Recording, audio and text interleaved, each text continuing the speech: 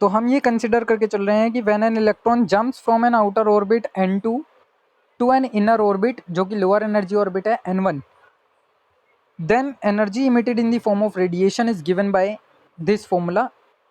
जब कोई भी एक इलेक्ट्रॉन अपनी हायर एनर्जी लेवल से अपनी लोअर एनर्जी लेवल में जंप करता है तो हम ये कंसिडर करते हैं वहाँ पर एक एनर्जी का डिफरेंस आएगा। वो एनर्जी डिफरेंस डेल्टा ई होगा। डेल्टा ई को लिखने का तरीका यह है कि n2 वाला ऑर्बिट पहले यानी energy of outermost orbit minus करेंगे इसमें से energy of innermost orbit that is n1।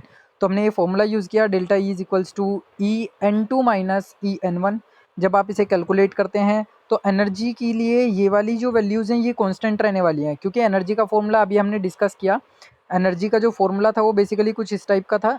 ये पूरा का पूरा एनर्जी का ये फॉर्मूला जहाँ पे नंबर ऑफ ऑर्बिट n को हम चेंज कर रहे हैं, एक बार n1 का यूज़ करेंगे एक बार n2 का यूज़ करेंगे। तो जब आप ये सारा फॉर्मूला उठा करके ये पूरी सारी चीज़ यहाँ अप्लाई करोगे एक बार n2 के लिए और एक बार n1 के लिए, तो आपके पास कुछ फॉर्मूला इस टाइप से निकल करके आएगा that is delta E is equals to E N two minus E n1। और आप इसे सॉल्व करके इस इक्वेशन को ऐसे जनरेट करेंगे कि एनर्जी की कॉन्स्टेंट टर्म्स बाहर और 1/n1 का स्क्वायर माइनस 1/n2 का स्क्वायर एज इट इज़।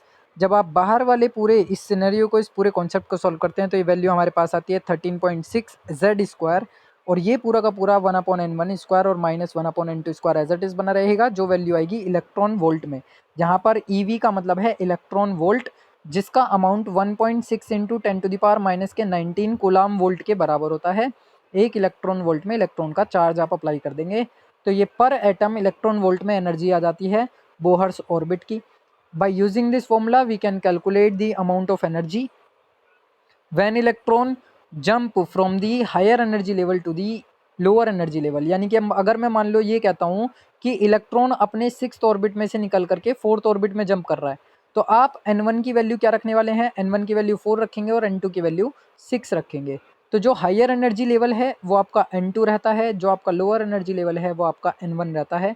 बस आपको ध्यान ये देना है कि इलेक्ट्रॉन कौन से एनर्जी लेवल से कौन से एनर्जी लेवल में जंप कर रहा है।